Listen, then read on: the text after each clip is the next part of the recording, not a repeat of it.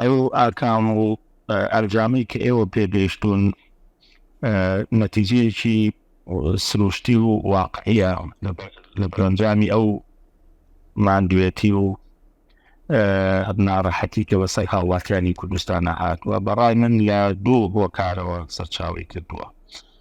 ئەم هۆکار لە باچی حکومەتی هەرێمە لە ئاست دابینکردنی موچە و بژێنی هاوڵاتیانی کوردستان، بەوەی کە هەم لەگەڵ بەغدا لە کاتی خۆیان ڕێنەکەوت، هەم لە 10 ساڵ لە تەمەن و عمری هەرێمی و هاوڵاتیانی هەرێمی برد بە ناوی ئابووری سەربەخۆ، ئەم ئەو داهاتە بێشمارەی کە لە داهاتی ناوخۆ و فرۆشتنی نەوت بە شێوەیەکی سەربەخۆ و داهاتی خاڵە سنووریەکان لەبەر دەستیا بوو، نەیتوانی لەم بەرگوزەرانی و بژێوی هاوڵاتیانە بەکاری بێنێ، بەڵکو لە قایمکردنی پێدەسوڵتانەکانە بەکاری هێنا.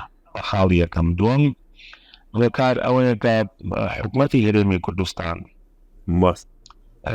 بەنسبەت هاوڵاتیانی کوردستانەوە متمانەی لەدەستداوە و چەندین دەرفەتی بۆ هەڵکەوتووە لە 32 ساڵی ڕابردووانی توانێت ئەو دەرفەتانە بخۆزێتەوە. تۆ سەیری هەموو وڵاتانی دەوروبەرکەی بە وڵاتانی کەندا و بە وڵاتانی ئەوروپا، تەنانەت وڵاتێکی وەکو ئەڵمانیا کە بزانێت 32 ساڵ دوای جەنجێکی گەورەی وەکو جەنجی جیهانی دووەم بزانێت لە چەند ساڵە خۆی گرتەوە و لە 60ەکانەوە بۆ ئەڵمانیەکی ئێسرایکی لەدەست هێزەکانی دنیا.